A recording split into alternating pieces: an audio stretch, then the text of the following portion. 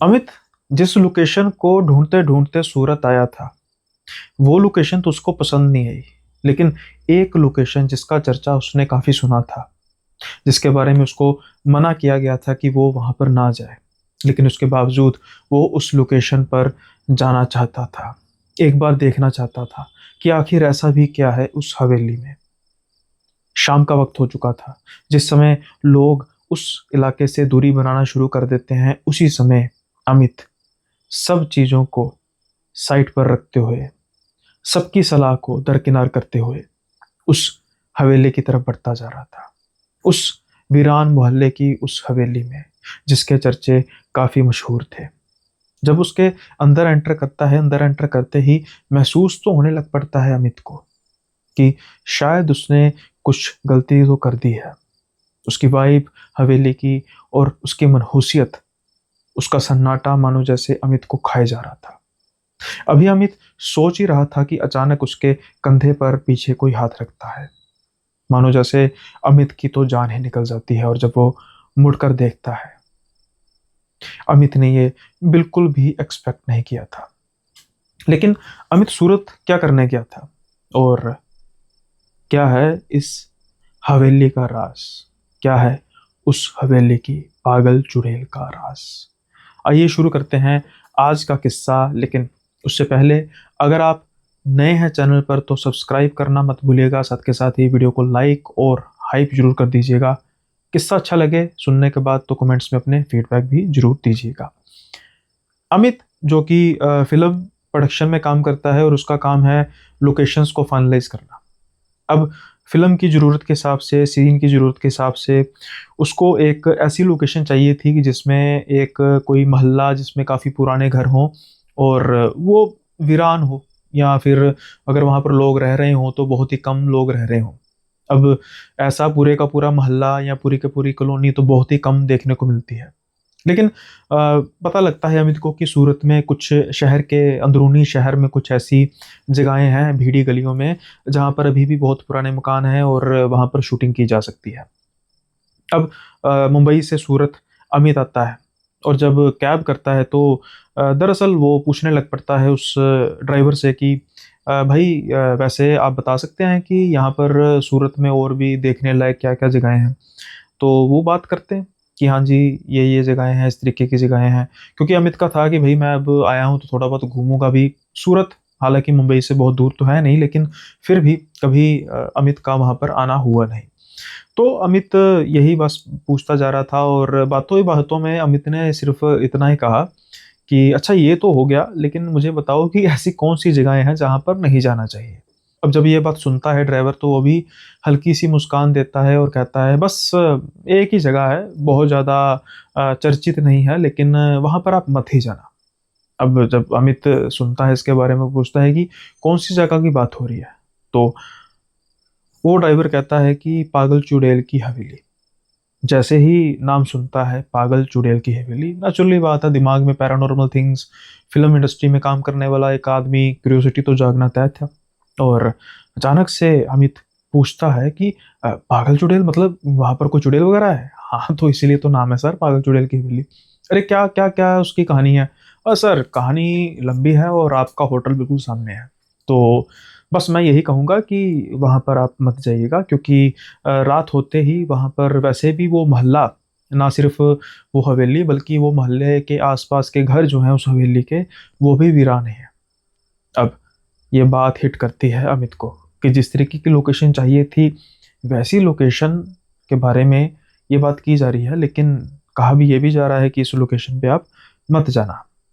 खैर, अब जब ये होटल पहुंचते हैं तो चेक इन करते हैं। चेक इन करने के बाद बस नीचे टहलने आते हैं और इनकी मैनेजर से भेंट होती है।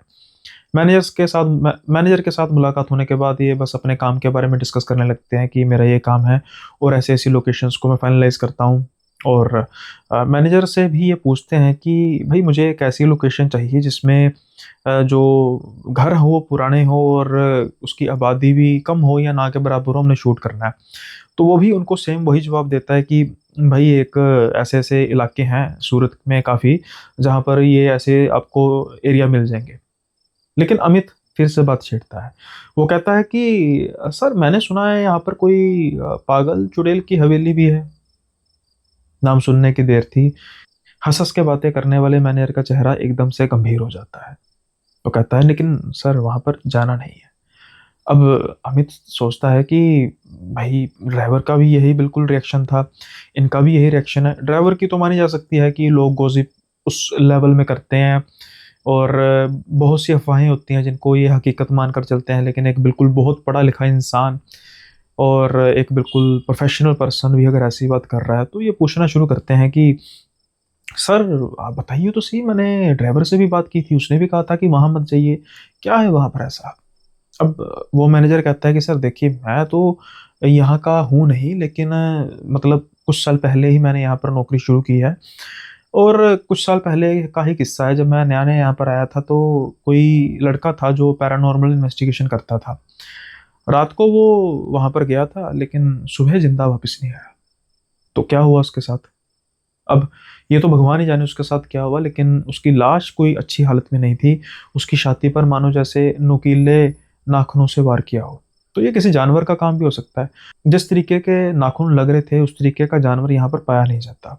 कोई बहुत ही बड़े जानवर के नुकीले थे, और उसकी जो चेहरा था वो डर के मारे जैसे खुला हुआ था, आंखें उसकी खुली हुई थी, मानो जैसे कोई बहुत खौफनाक चीज देख ली हो। जैसा कि लोग कहते हैं कि वहां पर रहती है पागल चुड़ैल। अब जब ये बात सुनते हैं तो हक्के बक्के रह जाते हैं, और थोड़ा सा डर तो मन में आता ही है। हालांकि फिल्म इंडस्ट्री में पैरानॉर्मल मूवीज भी बनती हैं, लेकिन उनका माहौल कुछ अलग ही होता है ना, जो बिहाइंड द सीन्स अगर हम बात करें। खैर रात का समय हो चुका था, ये खाना वगैरह खाते हैं और सो जाते हैं। अब सुबह ये जाने के लिए तैयार थे वो लोकेशन को देखने जो इन्होंने पहले जिनके बारे में बात की गई थी। अभी मैनेजर इनको नज़र नहीं आता, लेकिन रिसेप्शन पर इनको एक लड़की नज़र आती है।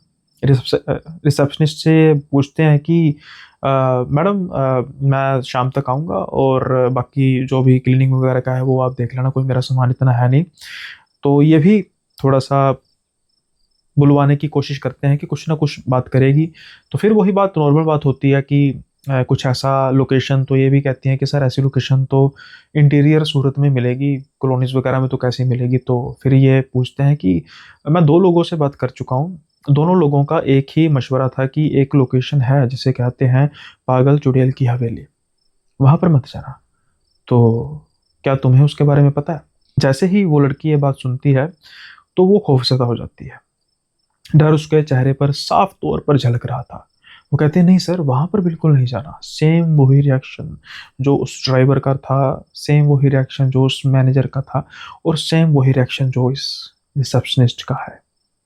अब ये चौंक जाते हैं, हालांकि उतना नहीं, क्योंकि इनको कहीं ना कहीं थोड़ा सा रिएक्शन तो मालूम जान पड़ रहा था कि हो सकता है कि ऐसा ही रिएक्शन हो। लेकिन पूछते हैं कि अरे भाई सभी ये कह रहे हैं, बात क्या है? कहती देखो सर मैं, देखो कई कहानियां हैं, लेकिन मुझे इतना पता है कि मेरी एक दोस्त की जिंदगी खराब हो गई। कहते मैं समझा नहीं। मेरी दोस्त रिया, जब रिया 16 बरस की थी तो इसके जो फ्रेंड्स थे, दूसरा सर्कल था फ्रेंड्स का, पता नहीं इनके दिमाग में क्या फितूर आया, इन्होंने शर्त लगाई कि रिया 2 घंटे वहां पर रुकेगी उस हवेली में रात को, और उसके बाद फिर वो आएगी, कुछ भी शर्त लगाई होगी XYZ। लेकिन 9 बजे जाना था रिया को और 11 बजे वापस आना था। 9 बजे रिया जाती है, 11 बजने के बाद रिया को फ़ोन किया जाता है, उसका फ़ोन नहीं लगता। फिर कुछ देर और वेट की जाती है, लेकिन जब ज़्यादा इंतज़ार हो जाता है तो कोई भी उस हवेली में जाने की ज़रूरत कर नहीं रहा था, डर रहे थे सब। फिर पुलिस को बुलाया जाता है, और जब पुलिस उस हवेली में दाखिल होती है तो रिया पहली मंजिल के कमरे में गिरी पड़ी थी। बेहोश थी, क्या थी ये तो नहीं पता, लेकिन उसकी आंखें खुली हुई थी। मर गई क्या? नहीं नहीं नहीं, नहीं मरी नहीं। उसको हॉस्पिटल लेकर जाया गया तो डॉक्टर ने कहा कि कुछ ऐसी उसने चीज़ देख ली है कि जिससे उसको शौक लगा है, और उसके बाद से रिया की आवाज़ चली गई। आज जब भी उसको भी कभी भी कोई उस हवेली के बारे में पूछता है तो उसकी आंखें खौफज़दा हो जाती है, और वो बस छुपने की जगह ढूंढती है। बोल तो वो सकती नहीं, लेकिन उसका नाम, उस हवेली का नाम सुनना भी गवारा नहीं है रिया को। ना जाने उसके साथ क्या हुआ था। कहते हैं वहां पर एक चुड़ैल रहती है, पागल चुड़ैल। ये उसी का किया धरा है सर। अब इनको उस रिसेप्शनिस्ट की बात सुनकर उसकी दोस्त के बारे में दुख तो लगा, लेकिन थोड़ा-सा ये भी लगा कि भई ये सब अफ़वाहें हैं, क्या हैं? ज़्यादा इसके बारे में मैं इनसे डिस्कस कर भी नहीं सकता कि भई मैं इस शहर में नया हूँ, ये इसके बारे में ज़्यादा जानते होंगे। ये प्रोग्राम बनाते हैं कि आज शाम को ये उस हवेली में होकर आएँगे, देखेंगे क्या-क्या है क्या। रिस्क था, लेकिन लोकेशन जो इनको बताई जा रही थी, ये लगभग-लगभग बिल्कुल वैसी लोकेशन थी, जो इनको चाहिए थी शूटिंग के लिए। सो ये सारा दिन जो मोहल्लों में जाते हैं, जिसके बारे में बात की जाती है, लेकिन इनको बात वो जचती नहीं। इनको यही महसूस होता है कि दिमाग में एक हो जाता है ना फितूर कि यार वो लोकेशन तो एक बार देखूँगा ना, बस वही था। ख़ैर शाम होते-होते जब ये बात करते हैं उस पर्टिकुलर जगह पर जाने की, हालाँकि वो सूरत के कोई बहुत भीड़-भाड़ वाले इलाके में नहीं था। सूरत के आउटस्कर्ट्स में ही कहा जा सकता है, लेकिन एक मोहल्ले टाइप जगह थी। तो कोई भी उसके आस-पास जाने को तैयार नहीं था, कोई 1-2 किलोमीटर पीछे रुकने की बात करता था। फाइनली इनको मानना पड़ता है और 1-2 किलोमीटर पीछे रुककर बाकी अपनी जो यात्रा है पैदल करते हैं। जब ये उस हवेली के अंदर पहुँच जाते हैं तो शाम हो चुकी थी, लगभग-लगभग अंधेरा होने को था। अब जब ये हवेली के आस-पास का मंज़र देखते हैं, दूरी पर कुछ घरों में तो लाइट्स वग़ैरह जल रही थी, लेकिन जैसे-जैसे ये हवेली के आस-पास आते जा रहे थे और उसके आस-पास के कुछ 7, 8, 9 घर थे, जहाँ पर बिल्कुल कोई भी रोशनी नहीं थी, यानी कि वो बिल्कुल अबैंडन्ड थे और ख़ास तौर पर बिल्कुल बीच में वो हवेली। हवेली देखने में ही काफ़ी भयानक लग रही थी, जैसे मानो इसमें कई दर्दनाक कहानियाँ हैं। अब ये हवेली के अंदर रुक करते हैं, अंधेरा था, टॉर्च साथ में लेकर आए थे। मनहूसियत अलग सी इनको तो महसूस हो रही थी, इनको ये भी शायद महसूस हो रहा था कि ये कुछ ना कुछ गलती तो कर रहे हैं। इनको यहाँ पर इस समय तो कम से कम नहीं आना चाहिए था। ऑल्दो लोकेशन बिल्कुल परफेक्ट थी इनकी शूटिंग के लिए। अब ये हवेली की तरफ देख रहे थे, अंदर दीवारों में देख रहे थे, अचानक पीछे कंधे पर कोई इनके हाथ रखता है। ये एकदम से सहम जाते हैं, पीछे की तरफ देखते हैं। इन्होंने एक्सपेक्ट नहीं किया था। एक बुजुर्ग आदमी बड़े गुस्से से इनको घूर रहा था और कह रहा था, तुम यहाँ पर क्या कर रहे हो? उसके हाथ में एक मोटी सी लाठी थी। थोड़ा-सा डर तो जाते हैं कि कहीं ये अचानक से हमलावर ना हो जाए। इसलिए ये कहते हैं, अरे नहीं सर, मैं एक्चुअली फ़िल्म इंडस्ट्री में काम करता हूँ, मुझे एक लोकेशन की तलाश थी। किसी ने मुझे एक इस लोकेशन के बारे में बताया था, तो मैं बस देखने आया था। ये समय यहाँ पर आने का नहीं, यहाँ से जाने का है। जल्दी से निकलो इससे पहले बिल्कुल अंधेरा छा जाए।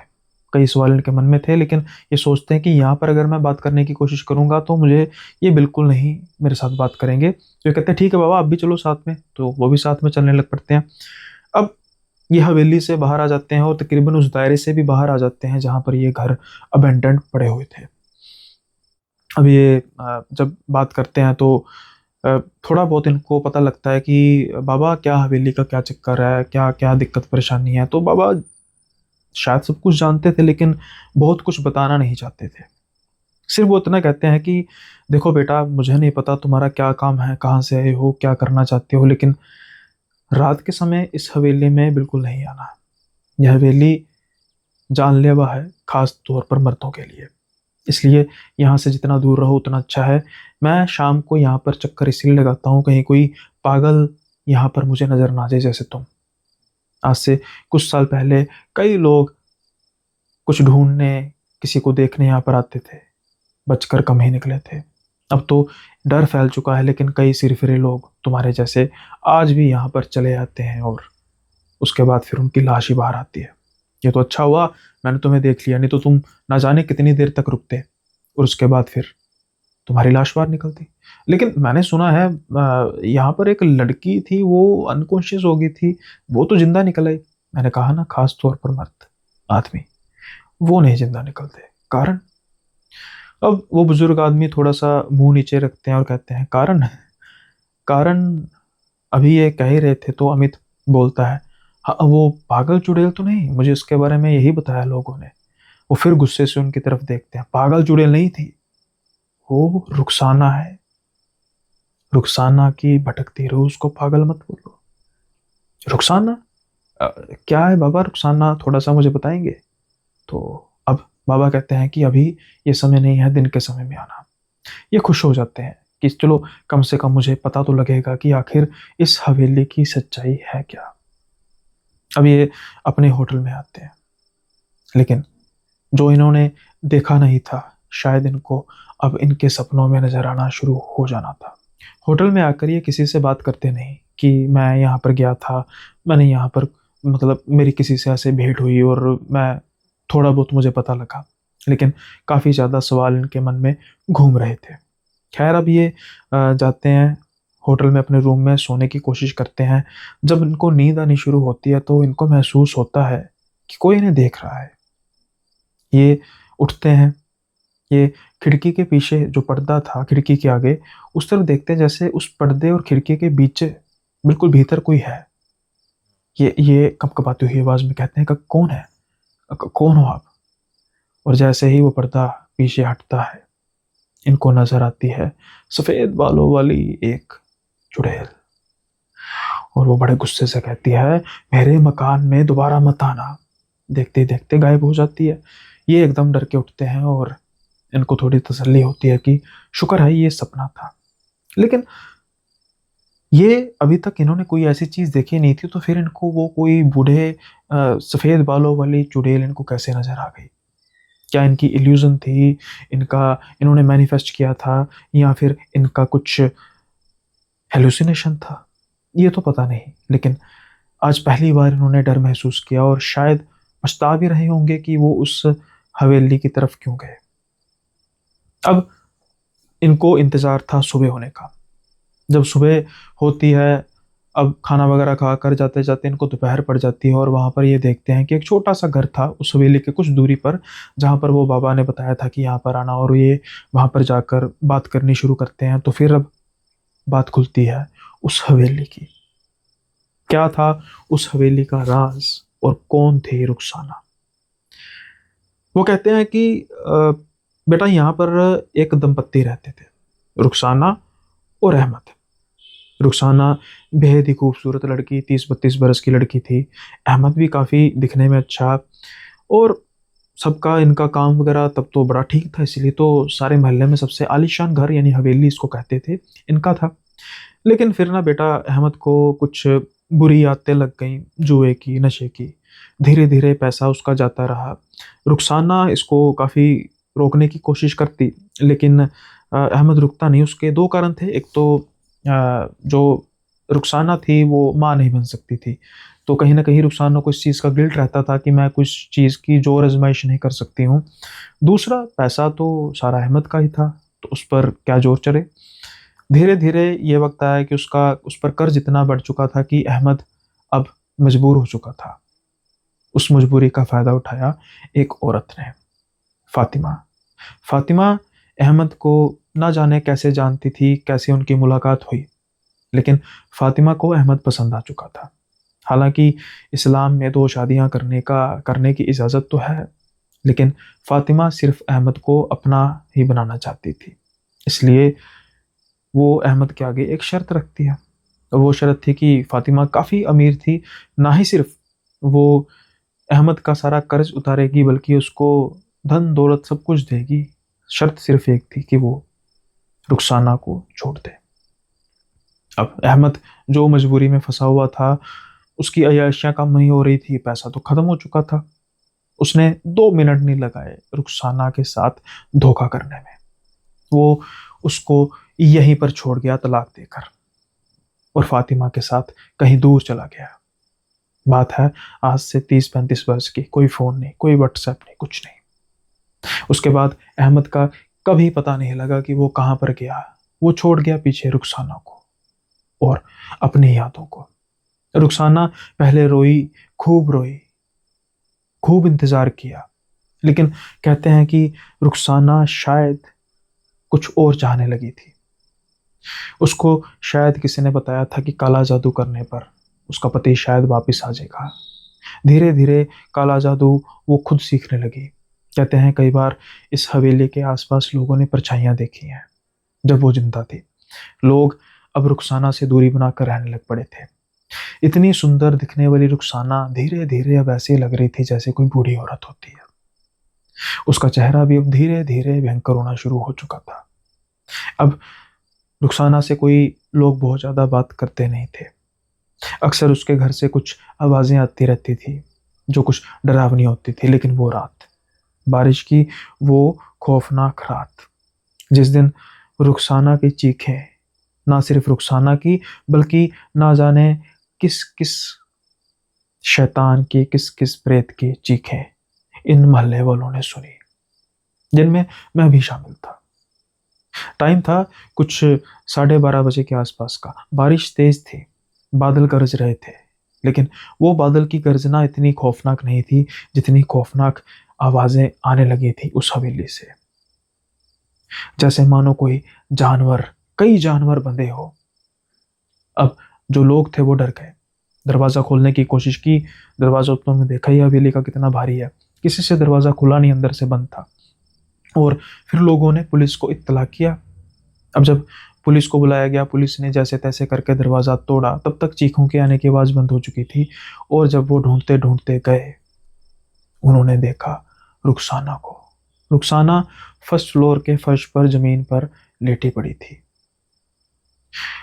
मरी थी, लेकिन उसके चेहरे पर अजीब सी तरीके की मुस्कुराहट, पागलपन जैसी हंसी थी। आंखें अजीब सी तरीके की खुली थी, जैसे वो डर कर नहीं मरी, बड़ी खुश होकर मरी है। उन दीवारों पर खून के छींटे साफ तौर पर देखे जा सकते थे, अक्षर साफ तौर पर देखे जा सकते थे। क्या लिखा था किसी को कुछ नहीं पता, क्या काला जादू उसने किया था। शायद कुछ उसने ऐसा बुला लिया था जो नहीं बुलाना चाहिए था। अब उसके बाद ये हवेली वीरान। जब उसकी पोस्टमार्टम की रिपोर्ट आई तो पोस्टमार्टम की रिपोर्ट में ये लगा पता कि उसके अंदर कीले हैं, लोहे की कीले, जैसे उसने कीले निकली हों, जो किसी भी आदमी के लिए पॉसिबल नहीं। उसका कारण है कि जीभ से ही जाएंगी, जीभ पर कोई भी कट के निशान नहीं थे, लेकिन पेट में कीलें भरी पड़ी थी। उसकी गर्दन मुड़ी हुई थी, यानी कि टूटी हुई थी, वैसे सीधी थी, लेकिन जो उसमें आया पोस्टमार्टम में, उसकी गर्दन की हड्डी टूटी हुई थी। और भी कुछ ऐसे सिम्टम थे जो रुखसाना खुद नहीं अपने आप को कर सकती थी, नुकसान पहुंचा सकती थी। लेकिन क्या ये मर्डर था या फिर ये काले जादू का परिणाम? लोगों का यही कहना है कि ये काले जादू का परिणाम था। एक इतनी जवान लड़की, माना उस पर गम टूटा, गमों का पहाड़ टूटा, लेकिन वो इतनी जल्दी बूढ़ी नहीं हो सकती। जब वो मरी तो उसके बाल बिल्कुल सफेद थे। उसके बाद उस घर से, हवेली से हंसने की आवाजें आने लग पड़ी। 15 अक्टूबर, 15 अक्टूबर को यहाँ पर कहर होता है। ऐसी आवाजें आती हैं, कई लोगों को वो हंसती हुई नजर आती है, इसलिए लोग उसको पागल चुड़ैल कहते हैं। अमित देखता है आज तो 13 अक्टूबर है, यानी कि ठीक एक दिन बाद शायद वो नजर आए। अमित डर रहा था, वो संकोच में था कि वो बाबा की बातों पर विश्वास करे या नहीं। हालांकि डर तो वो पूरी तरह चुका था, इसलिए अब वो डबल माइंडेड था कि वो क्या इस लोकेशन के बारे में बात करे, क्योंकि शूटिंग तो जाहिरी तौर पर रात को भी होनी थी और परमिशन लेनी पड़नी थी, जो मुझे नहीं लगता कि उनको मिलने वाली थी परमिशन। इसलिए अमित अब सोचता है कि ठीक है, मैं इस लोकेशन को तो फाइनलाइज नहीं कर सकता, लेकिन 15 अक्टूबर को मैं रात को जरूर आऊँगा।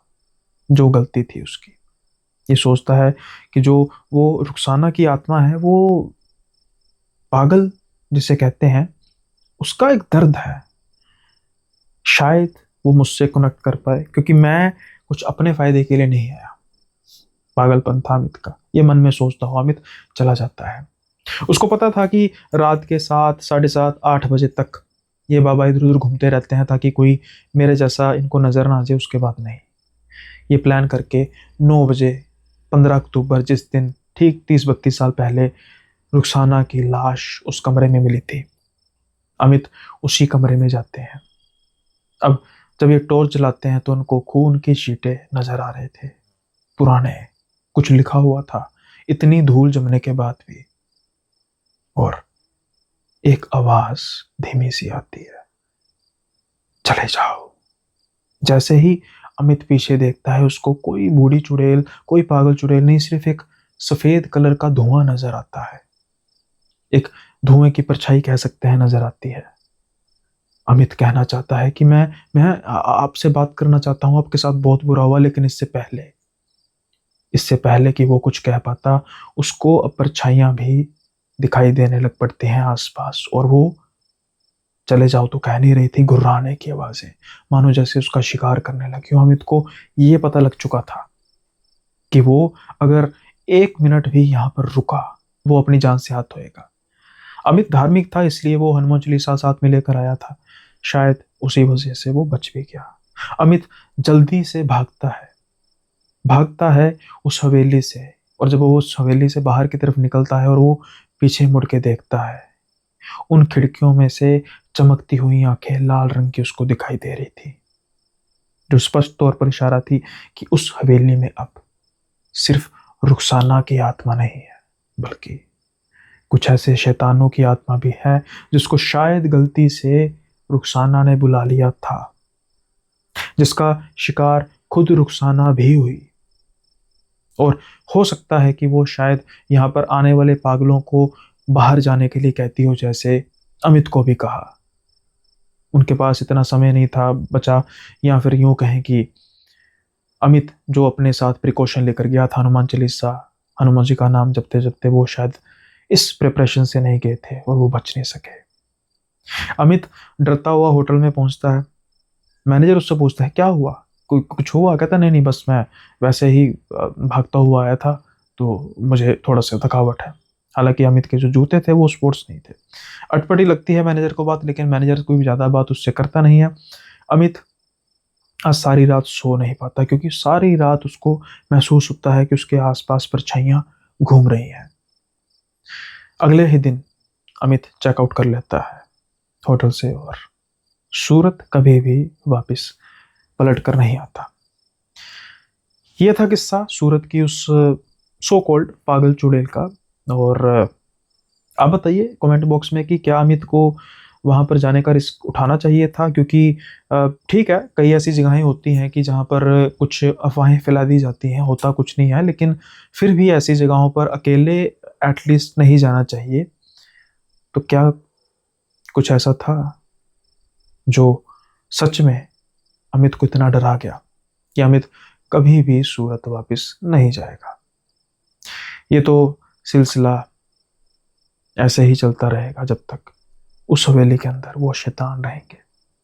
लेकिन दुख की बात यह है कि रुखसाना, जिसको इतना बड़ा धोखा मिला, उसकी आत्मा भी कैद होकर रहेगी। काला जादू करना, कराना, सीखना, सिखाना हर तरह से गुनाह ही होता है। शायद उस गुनाह की सजा रुखसाना अभी तक भुगत रही है। परमात्मा से दुआ है कि जल्दी ही उसको मुक्ति मिले। सो कैसा लगा आपको किस्सा? अच्छा लगा तो लाइक शेयर सब्सक्राइब जरूर कीजिएगा। अब हम बढ़ते हैं अगले किस्से की ओर। सो बात अब काले जादू की चली है, तो एक किस्सा है जो जिन्होंने किस्सा शेयर किया वो कह रहे हैं कि उनके दूर के कज़न ब्रदर हैं, उनके सगे भाई का ये किस्सा है। तो कहते हैं कि इनके जो कज़न ब्रदर हैं और दूर के, मतलब एक होते हैं ना दूर की रिश्तेदारी वो, और उसमें जो उनके कज़न ब्रदर हैं उनके भाई, जिनका नाम सचिन था। तो वो कहते हैं कि सचिन बड़ा एक अच्छा होनहार लड़का था, लेकिन 17-18 वर्ष की आयु में, जब इनकी आयु उनसे 3 साल कम थी, तो ये एक ही कमरे में सोते थे। तो इन्होंने कुछ नोट करना शुरू किया कि जो सचिन है वो रात को चुपके चुपके कहीं घर से बाहर जाता है। शुरू शुरू में इन्होंने वैसे ही पूछा कि भैया कोई लड़की लुड़की का चक्कर है? तो वो कहता नहीं, तो अपने काम से काम रख, मैं अपना कोई काम कर रहा हूँ। तो अब इनको होना कि रात के समय में कौन सा काम है, फिर भी इनको ज़्यादातर यही शक रहता था कि शायद कोई लड़की लुड़की का चक्कर है। तो इसलिए ना इन्होंने अपने घर वालों से भी बात नहीं की कि कल को मेरे पर भी यह दिन आ सकता है, तो फिर मेरा बड़ा भाई साथ देगा। लेकिन ये शायद इनकी गलती थी, क्योंकि अब ये नोट करते कि जब सचिन वापस आता ना, तो कई बार उसके माथे पर भस्म होती थी, कई बार उसके हाथों में भस्म होती थी, तो आके वो नहाता जरूर था। अब ये बात उनके घर वालों को तो ठीक लग सकती है कि हमारा बच्चा सुबह सुबह उठकर 3-4 बजे 5 बजे नहा रहा है, लेकिन पता तो इनको था कि भाई बाप मंजर कुछ हो रहा है, और ये भस्म वाला चक्कर इनको समझ में नहीं आ रहा। सो कुछ दिन बीतते गए, अब इन्होंने सवाल जवाब करने शुरू कर दिए, लेकिन सचिन इनके साथ काफ़ी चिढ़कर बोलता कि तू अपने काम से काम रख, तो मैं तुझे कहा ना कि मतलब अपना कोई मेरे साथ इसके बारे में ज़्यादा बात नहीं करनी, और किसी भी हालत में घर वालों को पता ना लगे। लेकिन अब बात कुछ बढ़ने वाली थी। ये कहते हैं कि एक दिन ऐसा हुआ कि सचिन गया तो जरूर, लेकिन वो वापस नहीं आया। अब जब सुबह वापस नहीं आया, तो इनके घर वालों ने देखना शुरू किया बच्चा कहाँ गया। तो इन्होंने फिर बताया कि भैया अमूमन जाते रहते हैं, लेकिन मुझे था कोई लड़की लुड़की का चक्कर होगा, पता नहीं क्यों नहीं आए। अब इन्होंने ढूंढना वगैरह शुरू किया, इनको भी काफ़ी डांट पड़ी। तो पहले दोस्तों के बारे में पता किया, दोस्त कहते भी नहीं, हमारी नॉलेज के हिसाब से तो सचिन की कोई भी गर्लफ्रेंड नहीं है। लेकिन अब भाई बंदा मिल नहीं रहा था, फ़ोन वगैरह कुछ उसके पास था नहीं। तो कुछ घंटे तो ये ढूंढते रहे। उसके बाद फिर इन्होंने पुलिस को इत्तला की, और जब पुलिस को बताया गया तो पुलिस ने भी ढूंढना शुरू किया। तकरीबन सारे दिन की मशक्कत के बाद शाम के समय में पता लगा कि एक लड़का बेहोश पड़ा हुआ है बिल्कुल कोने में शमशान घाट के। अब जब ये मतलब गए शिनाख्त की तो पता लगा ये तो सचिन ही है। उसको हॉस्पिटल में लेकर जाया गया। जब उसका मेडिकल वगैरह किया गया, बाकी तो सब कुछ ठीक था, कुछ चोट नहीं थी। अभी ये बेहोश था, लेकिन इसके ना बिल्कुल गर्दन पर निशान थे हाथ के, जैसे किसी ने बहुत तेज चमाटा मारा हो पीछे। अब ना ये जब देखते हैं डॉक्टर ये भी कि भाई किसी ने मारा है, इसको पीटा है, लेकिन इतना मतलब तेज नहीं हो सकता कि हड्डी फ्रैक्चर तो नहीं हुई थी, लेकिन मतलब थोड़ा सा जिसे कहते हैं ना दब गई थी, कुछ इस तरीके का जो भी इनके मेडिकल टर्म भी होगा। तो डॉक्टर ट्रीटमेंट करते हैं, अब इसको होश आती है। कुछ दिन तो ये बिल्कुल जैसे पागलों जैसे ही, कोई बात नहीं कर पाता, किसी से कुछ कह नहीं पाता। लेकिन धीरे धीरे जब थोड़ा सा वो ठीक होना शुरू होता है तो घर वाले उससे बात करनी शुरू करते हैं। फिर अब सचिन को तो सब कुछ बोलना ही पड़ना था भाई, वो फंस चुका था, जहाँ से वो पकड़ा गया था वो पता था। तो फिर वो उसने बताना शुरू किया कि वो कुछ महीने पहले किसी से मिला था, और उसकी पढ़ाई वगैरह में इतने अच्छे नहीं चल रहे थे। तो उसको बताया गया कि भाई तू, एक साधनाएं होती हैं, तो ये साधनाएं करनी शुरू कर दे, तो फिर तू पढ़ाई में भी अव्वल होगा, जिसको तू चाहता है वो भी तुझे मिल जाएगी, और पैसे वगैरह की भी चिंता नहीं आएगी। तो शुरू शुरू में तो वो मतलब दिन के समय में जाता रहा, तो बाद में वो कहते हैं कि उनको कहते थे कि शमशान में जाकर आज ये साधना करनी है। कुछ दिन तो वो आदमी इनके साथ गया शमशान में, फिर ये अकेले जाने लग पड़े। अब आखिरी दिन की बात करते हैं कि जब ये शमशान में कोई साधना कर रहे थे, तो अचानक से कुछ इनको आसपास से आवाज़ें सुनाई देनी शुरू कर देती हैं, जो कि इनको पहले बताया गया था कि ऐसी अगर आवाज़ें सुनाई देंगी तो इन पर गौर नहीं करना, अपना काम करते रहना है। लेकिन इनसे गलती ये हुई कि ये साधना करते करते पीछे मुड़ के देखते हैं, और ये देखते हैं कि पीछे इनको सिर्फ आंखें नजर आती है, और एक हाथ बिल्कुल उनके गर्दन पर लगता है, और ये बिल्कुल अनकॉन्शियस हो जाते हैं। उसके बाद ये कहते हैं जब ये होश इनको आती है तो ये अपने आप को हॉस्पिटल में पाते हैं। ये था किस्सा। और उसके बाद फिर कहते हैं कि जब तक वो जिए, जल्दी उनकी डेथ हो गई थी, लेकिन जब तक वो जिए वो निशान जस का तस सुन के ऐसे ही बिल्कुल गर्दन पर बना रहा। That was very spooky. So भाई ऐसे कामों से दूर रहना चाहिए। आजकल क्या होता है, आजकल नहीं, शुरू से चलता जा रहा है। जैसे अभी बात करते करते मुझे किस्सा याद आया। ये किस्सा जिसका है वो बता रहे हैं कि उनके मतलब रिलेटिव में, जैसे आप कह सकते हैं कि कज़न बुआ जी और फूफा फूफा जी का। अब होता क्या है कि मान लीजिए जैसे वो एक दूसरे को पसंद करते हैं, और ये तब की बात है जब 1980 के आसपास का दौर था।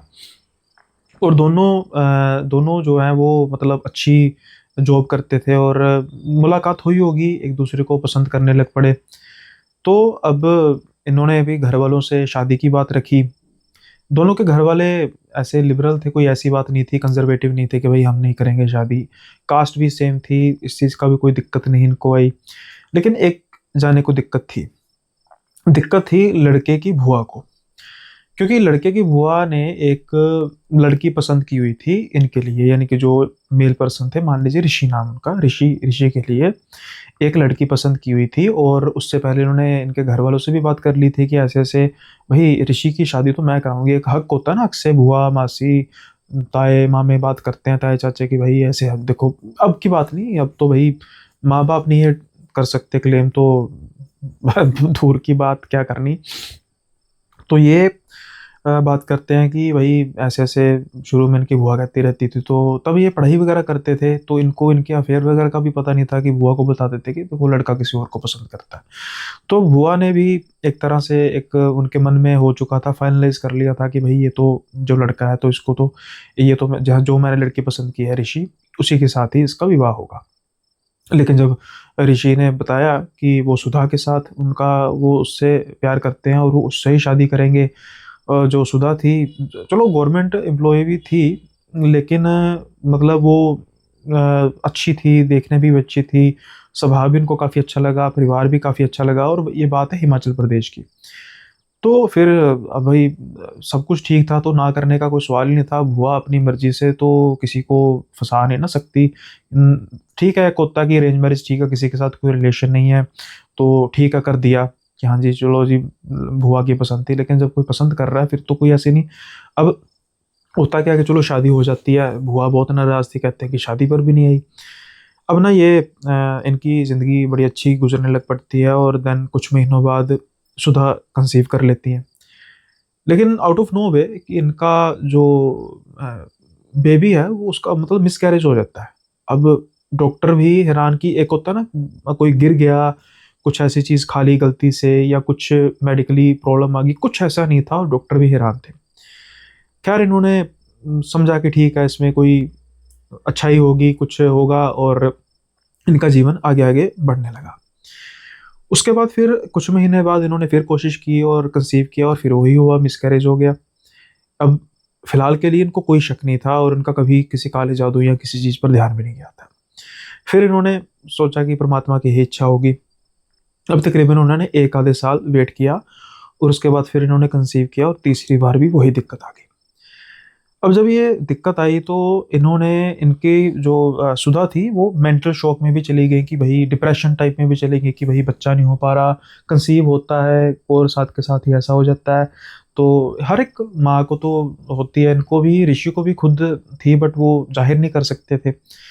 तो देन इन्होंने फिर ये डिसाइड किया कि ये कुछ समय जो सुधा है ये जॉब से ब्रेक लेंगी, सरकारी नौकरी थी, छुट्टियां मिल जाती हैं, और अपने आप को थोड़ा सा ठीक करने की कोशिश करेंगे। अब क्या होता है कि 2-4 दिन बीत जाते हैं, और एक दिन ये दरवाज़ा खटखटाते हैं, और इनका सिस्टम था डबल लॉक वाला, कि इन केस कोई अगर बाहर है तो लॉक दोनों की चाबी होगी। तो ये दरवाज़ा खटखटा रहे थे, तो कोई भी रिस्पॉन्स नहीं कर रहा था। ये थोड़ा सा परेशान हो जाते हैं, फ़ोन वगैरह तो थे नहीं मोबाइल पर भी, उसी समय मोबाइल कर दिया। तो ये क्या करते हैं, अभी ये लॉक लगाते हैं कि शायद अंदर से लॉक ना किया हो, और दरवाज़ा अंदर से लॉक था, मतलब कुंडी नहीं लगी थी, लॉक था। ये लॉक खोलते हैं, और अब सुबह-सुबह बोलते हैं, सारे घर में घूमने लग पड़ते हैं, जहाँ-जहाँ एक्सपेक्टेड थे भई। वॉशरूम का दरवाज़ा भी देखते, वो भी खुला था, वहाँ पर भी नहीं थी, तो सुधा गई कहाँ पे?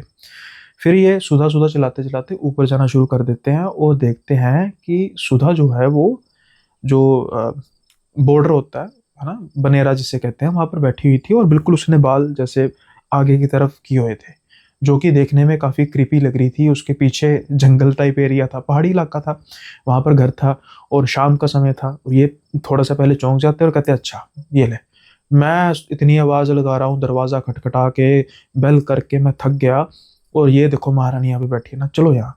अब जैसे ही ये कहते हैं ना, 2 कदम आगे बढ़ाते हैं, एकदम से अपने बाल सारे पीछे करती है, और अब ना वो अपने दाँत को कट करके कतरन मतलब करने लग पड़ती है बार-बार, जो उनसे मतलब सहन नहीं हुआ, जैसे इंसान डर जाता है।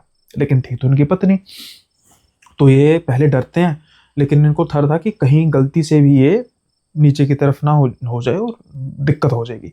तो ये जल्दी से भाग के उसको हैंडल करते हैं, और देखते हैं कि इनकी जो बॉडी बिल्कुल ठंडी पड़ी हुई थी। डर जाते हैं, जल्दी से इनको नीचे लेकर आते हैं। तो लैंडलाइन से फ़ोन करके किसी आस-पास दोस्त को कहते हैं कि डॉक्टर को लेकर आ। डॉक्टर को लेकर जब आते हैं, डॉक्टर थोड़ा-सा ही कहते हैं, भई मेंटली तौर पर इफ़ेक्ट हुआ है, तो थोड़ा इसका ध्यान रखना पड़ेगा। बेहतर यही है कि आप भी छुट्टियाँ कर कर लो थोड़ी-सी, ताकि इनका ध्यान रखा जाए, या फिर माँ को या किसी को बुला लो, इनकी माँ को या अपनी माँ को। अब ये था कि इनको ये डर पड़ गया कि भई अगर कुछ पीछे से ऐसा हो गया तो मतलब माँ तो सँभाल नहीं पाएँगी, और कॉन्टैक्ट ऑन द स्पॉट कैसे होगा? तो ये सोचते हैं कि ये चलो महीने की छुट्टियाँ लेते हैं, और देखते हैं कि क्या है। अब उस महीने की छुट्टियों में ये देखते हैं कि सुधा की तबीयत जो है वो बड़ी खराब नहीं हो रही थी, अजीब हो रही थी। कभी वो दाँत खटखटाने लग पड़ती, कभी वो ऊँची-ऊँची हँसने लग पड़ती, कभी वो रोने लग पड़ती, कभी वो अपने पेट को इस तरीके से, जैसे अपने ही पेट को फाड़ने की कोशिश कर रही है। ये देखकर अब इन्हें बहुत ज़्यादा डर चुके थे, और अब इनके दिमाग में चीज़ें आनी शुरू हो चुकी थी कि भई 3 बार कंसीव करने की कोशिश की, वो भी मिसकैरेज हो गया। व्हाट्सएवर जो भी इश्यूज़ चल रहे थे इनके, तो बहुत ज़्यादा इनको दिक्कत परेशानी होने लग पड़ी। अब क्या होता है कि जब ये महीने की छुट्टी लेते हैं ना, इनका एक दोस्त था, वो काफ़ी हनुमान जी का भक्त था, और उनके साथ इनकी वार्तालाप वैसी फ़ोन पर हुई कि भाई ऐसे वाइफ की वजह से परेशान हो। तो जो इन्होंने सिम्टम्स कहे ना, तो उन्होंने कहा कि भाई ये ना मुझे साइकोलॉजिकल नहीं लगता, ये कुछ और लगता है। तो इन्होंने पूछा कि कुछ और लगता है, मैं समझ नहीं पा रहा। ये थोड़ा-सा डिटेलिंग करते हैं कि देख भाई कई बार ऐसी चीज़ें भी होती हैं, तो ये थोड़ा-सा कहते हैं भाई मैं इन चीज़ों पर विश्वास नहीं करता। तो फिर ये कहते हैं कि भाई अपने मन से पूछ, जो ये हरकतें कर रही है, जो तूने मुझे बताया है, क्या सच में ये मेडिकल का कोई इश्यू है? अब ये भी कन्फ्यूज़ हो जाते हैं कि यार बात सही भी है 50-50। तो फिर कहते हैं क्या करना चाहिए? कहते हैं चल भई मैं तेरे साथ ना आज तेरे घर पे आऊँ डिनर करने, मुझे पता लग जाएगा। अब कहते हैं हाँ, बिल्कुल भई।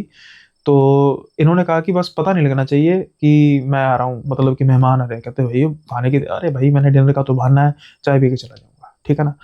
तो ये अब इनके घर पे आते हैं, और इनके जो वाइफ़ है इनके सामने बैठी थी, ये सामने बैठे थे। पहले 5-10 मिनट तो बिल्कुल ठीक चल रहे थे, हँस के बातें की जा रही थी। अब ना ये नोटिस करना शुरू करते हैं कि वो ना बड़े गौर से इनके फ्रेंड को देख रही है, जैसे खा जाना होता है ना, खा जाने वाली नज़रों से देख रही है, देख रही है, देख रही है, देख रही है, और अचानक से दहाड़ते हुए हमलावर हो जाती है। बिल्कुल जैसे इनके गिरेबान तक आ जाती है ना, तो ये बीच में पड़ के, टेबल के बीच में पकड़ के, "अरे सुधा, क्या क्या कर रही हो?" जैसे जो भी होता है, "दिमाग खराब है तुम्हारा? मेरा दोस्त है, मेहमान है।" और जो इनके दोस्त थे ना, बिल्कुल मुस्कुरा रहे थे कि जैसे वो एक्सपेक्ट ही कर रहे थे, और कह रहे थे कोई बात नहीं, कोई बात नहीं। अब वो आवाज़ बिल्कुल बदल चुकी थी। "मुझे लेके जाएगा, मुझे, मुझे यहाँ से लेके जाएगा। नहीं लेके जा सकता, मैं इसको लेके जाऊँगा।" अब ये जब सुनते हैं भाई, ये तो ऋषि तो डर जाते हैं, लेकिन वो बिल्कुल नहीं डरते।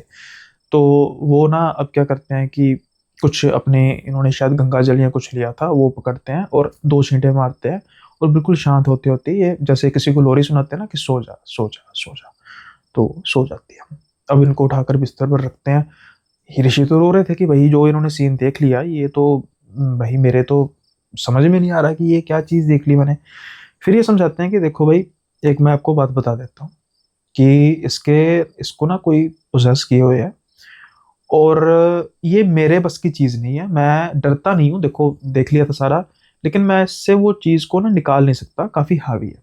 तो मैं किसी का पता आपको बता दूँगा, लेकिन अब ये कोई मेडिकल वाला सिस्टम रहा नहीं।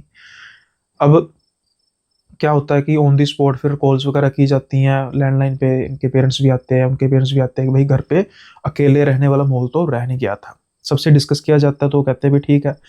अब जब जिन पर्सन के साथ ये इनकी मीटिंग होती है, वो मतलब तांत्रिक नहीं कह सकते, काफ़ी बड़े पंडित थे। जब थोड़ा-सा वो करते हैं, तो ये पता लगता है कि इनके इनके जो शुदा है, इन पर कोई एक आदमी, लड़का ही कह सकते हैं, कुछ होगा 22-23 वर्ष का, जो जिसने अपने आप को खत्म कर लिया था फॉर एक्स-वाई-ज़ेड रीज़न्स। तो उस पर किसी ने छोड़ा है, और मेन जो 2 कार्य करने के लिए, पहला कि इनका बच्चा नहीं होना चाहिए, और दूसरा कि इनका जो वो है, मतलब धीरे-धीरे रिश्ता जो है वो टूट जाना चाहिए, खत्म हो जाना चाहिए। और किया भी आपके जो उसमें है, किसी रिश्तेदार ने ही किया है, मतलब कोई बाहर का आदमी नहीं है। अब ये सारे इनके दिमाग में कुछ ऐसा नहीं था, ये सारे सोचते हैं कि भई मतलब अब मतलब कैसे पता लग सकता है, कैसे हमें पता लग सकता है? तो फिर वो जो पंडित जी थे, वो कहते हैं, उन्होंने उन्हें कुछ किया, उन्होंने कहा कि ऐसा करना कि एक कथा का आयोजन करो अपने घर में, मैं ही कथा करूँगा। उस कथा में मंत्र कुछ ऐसे होंगे, अब मंत्र तो हर कोई भई, कोई भी जैसे मंत्र का उच्चारण कर रहा हो, तो कुछ-कुछ तो समझ में जो रूटीन में होते हैं, जैसे गायत्री मंत्र, महामृत्युंजय मंत्र, है ना? या शिव तांडव, ये तो सारे समझ में आते हैं, लेकिन कुछ ऐसे मंत्र भी होते हैं जो समझ में, बहुत से मंत्र ऐसे होते हैं जो समझ में नहीं आते। तो उन्होंने कहा था कि मैं मंत्र ऐसे कुछ बोलना शुरू करूँगा कि जिसने भी ये कार्य किया होगा, वो उठकर घर से भागेगा। जो भी होगा, उसने ही ये कार्य किया। अब बिल्कुल इन्होंने किसी के साथ कोई बात शेयर नहीं की, जितने उस घर में तब लोग थे, सिर्फ़ उनके साथ ही, उनके बीच में बातें, तो स्ट्रिक्टली किया गया, मना था कि इसके बात बात किसी नज़दीक से नज़दीक रिश्तेदार को भी कोई बात नहीं करनी, जो इस घर में बैठा है सिर्फ़ उसी घर में। अब आयोजन किया गया, और पंडित जी जब कथा का कर रहे थे, उच्चारण कर रहे थे, धीरे-धीरे, धीरे-धीरे जब उन्होंने मंत्रों का उच्चारण करना शुरू किया, एक औरत उठती है, वो बाहर की तरफ जाती है। ऋषि की माँ, "अरे! अरे! कहाँ जा रही हो?" दीदी कहाँ जा रही हो? नहीं नहीं नहीं, मैं ना, मुझे बहुत जरूरी काम पड़ गया, मुझे बहुत जरूरी काम पड़ गया। रुकती नहीं, किसी के रोके नहीं रुकती, वो घर से निकल जाती है बहुत जल्दी में। पंडित जी मुस्कुरा रहे थे। ऋषि के माँ बाप सन के सन थे, क्योंकि वो थे ऋषि की बुआ जिसने ये सारा कांड किया था। उसके बाद जब तक, यानी कि अब इनके बाद, इनकी भी बाद में चलो कंसीव हो गया, वो सारा इन्होंने कर दिया, लेकिन उसके बाद वो बुआ कभी भी इनके घर पर आई नहीं। ऐसा नहीं है क्योंकि लड़ाई हुई, आमना सामना हुआ, बिल्कुल रिश्ता खत्म। ना उनके परिवार से कोई आया, ना उनमें से कोई आया। ऐसे भी लोग कर जाते हैं। तो भाई, जब भी कोई ऐसा चक्कर हो तो पहले दिन ही सारे फैमिली मेंबर्स को बता दो कि भाई मैं ऐसे ऐसे पसंद करता हूँ या करती हूँ, ताकि कोई भी मेरे पे काला जादू ना करे। ये था आज के 3 किस्से हो गए काले जादू वाले। कई अपने व्यूअर्स हैं जो मुझे कह रहे थे कि भाई काले जादू के किस्से लेकर आओ, काले जादू के किस्से लेकर आओ। तो आज एक नहीं, दो नहीं, बल्कि 3 किस्से काले जादू के हो गए। और उम्मीद करता हूँ कि आपको ये तीनों किस्से बेहद पसंद आए होंगे। अच्छा, एक ना मैं एक चीज़ को मैं काफ़ी ना वो गलती से इग्नोर कर सकते हैं। हमारे एक नितिन भाई हैं, तो वो ना, नितिन भाई आपका ना थोड़ा सा दिक्कत ये हुई कि जैसे आप हैशटैग शाउट आउट लिखते हो ना, शाउट आउट यानी कि देने की, तो जय श्री राम लिख के शाउट आउट करते हो, तो हैशटैग में क्या होता है कि वो कमेंट को हेल्ड कर लेता है यूट्यूब। तो वो मेरे हेल्ड में चले जाते हैं और मैंने कभी शाउट आउट की तरफ ध्यान नहीं दिया, तो उसके लिए काफ़ी मैं माफ़ी मांगता हूँ कि आपको मैं शाउट आउट नहीं दे सका। तो हमारे नितिन भाई हमारे मेंबर भी हैं, जो एडवांस जो होते हैं मेंबर्स, जिन्होंने मेंबरशिप भी ज्वाइन की है।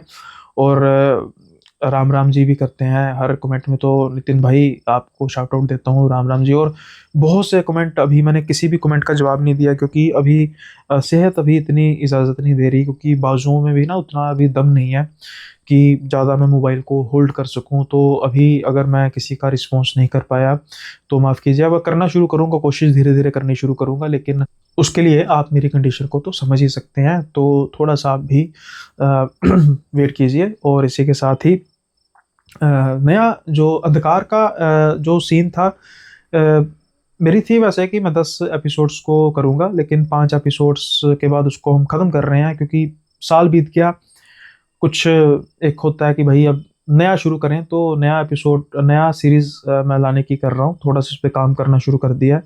कुछ दिनों में नई सीरीज़ आ जाएगी, लेकिन अंधकार के 5 एपिसोड्स काफ़ी, मतलब ठीक है मेरे लिए, मतलब उस हिसाब से तो नहीं, लेकिन आपने जितना हो सका उतना प्यार दिया उसको, उसके लिए आपका बहुत बहुत धन्यवाद। अब हम नए साल में, नए महीने में नई सीरीज़ की शुरुआत करेंगे। और एपिसोड्स मैं उसके कुछ निर्धारित नहीं करूँगा, डिपेंड करेगा सीरीज़ की सक्सेस पर, कितनी सक्सेस हो रही है उस हिसाब से हम एपिसोड्स, लेकिन मैक्सिमम एपिसोड्स 10 होंगे, और मिनिमम तो एक ही होता है। तो थोड़ा सा अलग हट के, थोड़ा सा रेट्रो टाइप किया जाएगा, ताकि थोड़ा सा इंसान ज़्यादा विजुअलाइजेशन में चला जाए। तो ये होगा। अभी जो मैंने उसका सारी पटकथा लिख दी है, और धीरे धीरे उस पर काम होना शुरू हो जाएगा। So that was from my side for today's episode. तो उम्मीद करता हूँ कि आपको सारे किस्से पसंद आए होंगे। जल्दी ही मिलेंगे अगले एपिसोड में नए किस्सों के साथ। तब तक के लिए बाय बाय, अपना ख्याल रखिएगा।